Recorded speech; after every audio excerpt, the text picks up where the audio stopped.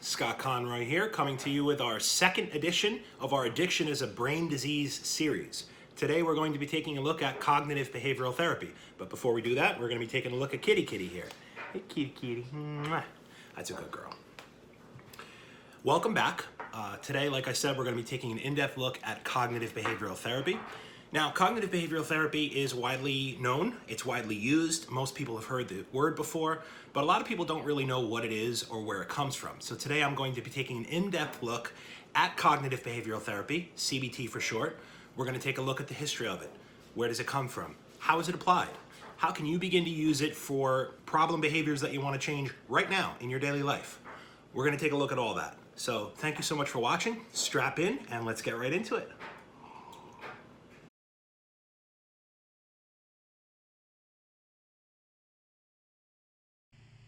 You may be wondering, how did we get to behavioral therapy if we were just talking about cognitive behavioral therapy? Well, we need to look at where CBT comes from, and that means analyzing literally thousands of years of human behavior. It's kind of hard to put thousands of years of human history into just a few words, but that is essentially what we do when we look at it as it relates to human behavior and human responses to things like social problems, namely drugs and alcohol.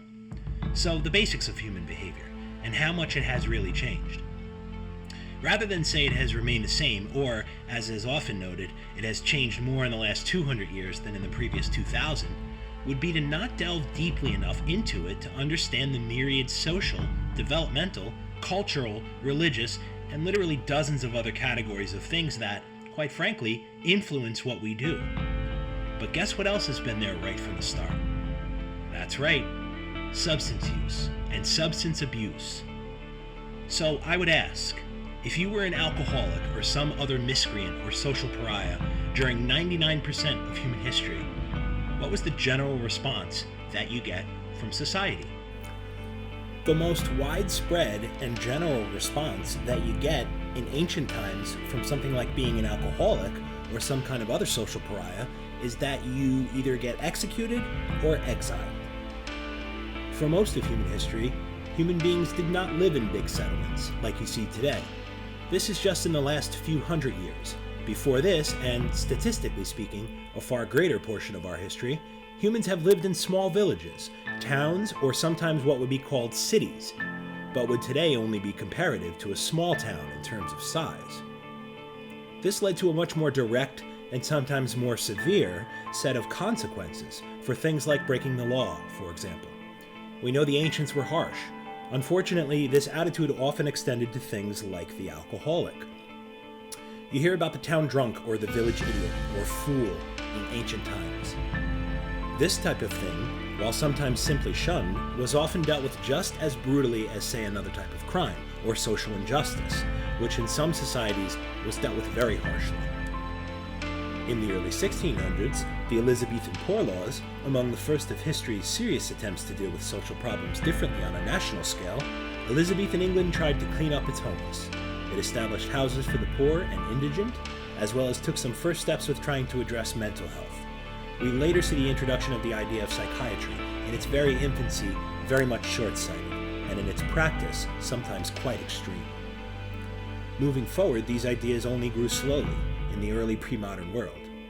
Coming up into the modern era, with the introduction of mass production and the Industrial Revolution, we see the rise of modern psychiatry, which made the first serious attempts to address emotional and mental health issues.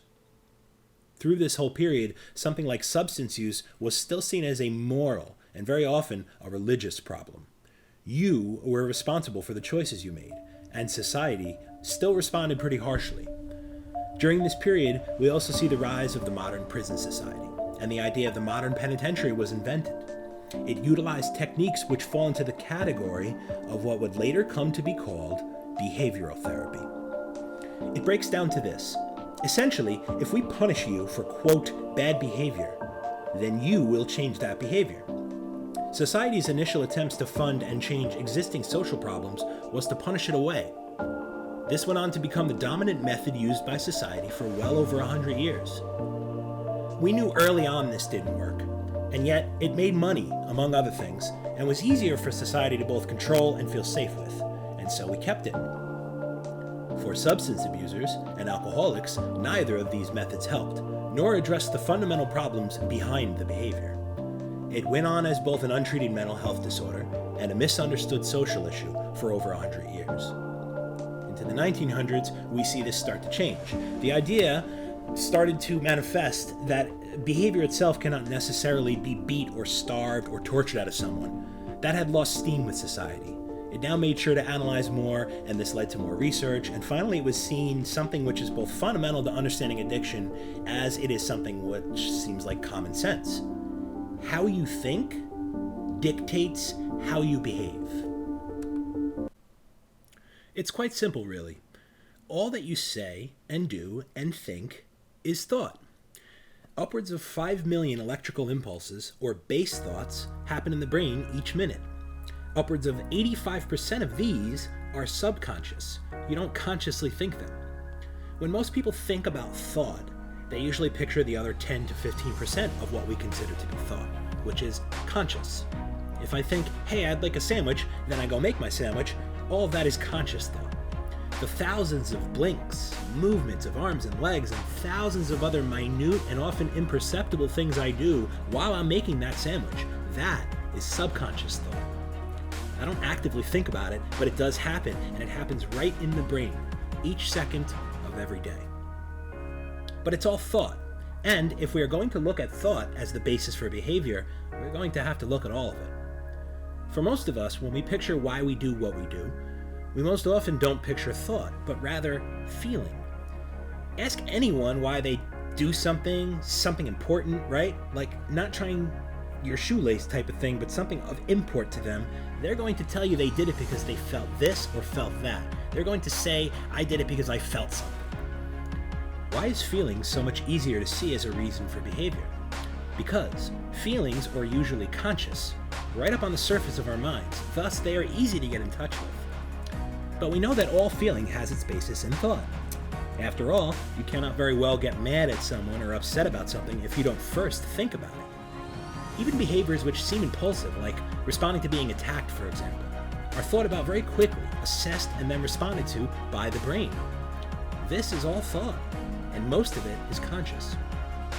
So the idea then is that thought comes first, always, and most of the time a feeling about whatever it is follows very shortly thereafter. This combination of thought and feelings are what ultimately influence what we do.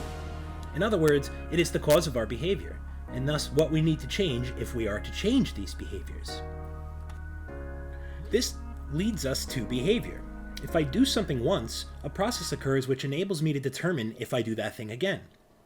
I'll give you an example. If someone, quote, disrespects you, you are offended. This is what you feel now, and you respond accordingly. But when you were young, when your mind was still developing, you learned that that response to that behavior was to be offended. And so you are now. If someone attacks you, by contrast, you respond instinctually to defend yourself, or you react, but you do think about it. It happens imperceptibly and quickly in the brain, but we know that it does happen. Which leads us to an important point. Basically, you are responsible for it. One of the best things about CBT is that, essentially, it puts you in charge of your behavior. The notion that someone cannot address behavior, cannot change a problem, any problem behavior, doesn't fit or doesn't make any sense in this model. It's assumed that people can see the thoughts which drive their behavior, if only they are ready to look hard enough. Relying on a professional or support of some kind here is crucial, so as not to stay on track with confronting the behavior alone. So if I do something one time, then fine, but each time you do something, your brain gets a feedback, a response, and that response generates a reinforcement. Do this again. Don't do this again. If the feedback your brain gets is good, then you do it again and again. And it becomes a pattern over time. 3 things happen here. 1, you stop actively thinking so much about what you do, you just do it. 2, you come to ignore social cues and consequences more over time, as you continue to tell your brain, do this again, and you ignore the fallout. And 3rd, you lose the ability to change these behaviors because the thoughts and feelings which drive them become so ingrained in you, they become subconscious. In other words, you stop being able to see it. Hence, the needing help part. So, thoughts and feelings drive behavior. If the behavior is experienced by the brain as good, you do it again. Until with substance abuse, we see 5 to 10 years down the line, it seems to people like they can no longer change this behavior. That makes perfect sense why they would think that, but it's also not true. You simply have to unlearn what's been learned and write a new script. This is CBT 101. It's a method that has come to influence thousands of therapy models and methods and has informed countless others. It is a recipe to understanding why you do what you do, and therapists all over the world use it as a guide for understanding how to help you get there. In essence, guys, this is a model for personal change, which you can start using right now. If you can start identifying the core beliefs and the primary thoughts which drive your behavior, fundamental things like what do I feel about myself and how do I relate to the world? If you can start to isolate these thoughts, you can look at situations as they occur. Therapists use journals, therapists use worksheets. People can use their own, just write things down as they occur from start to finish, and you can analyze the thoughts as they occur. And you can also look at some of the feelings which drive the behavior, because this is important too. And ultimately, you can start to institute new behaviors guided by new thoughts and new feelings, which you actively put in there in order to change the outcome. And then you do it once, and you do it again, and over time, behavior changes. Not only does the behavior change, but the guiding principles and driving thoughts behind these behaviors change. This is so critical, because for long-term recovery from substance use and for long-term change from any problem behavior, you're going to need to demonstrate to yourself that you can change it and keep it changed. So over time, you gain confidence and your thoughts change about it. Whereas a problem seems insurmountable in the beginning, over time, with effort and continued success, you can begin to change it yourself. So I invite anyone to please reach out to me with any questions about this topic. If anybody is interested in doing this type of work, or therapy even, we have solutions for you. Thank you guys so much for watching our CBT 101 guide. It's a short guide because we're going to do several installments of this topic, and it's a broad topic, and we're going to cover many different parts of it. I thank you all so much for watching today, and have a blessed day.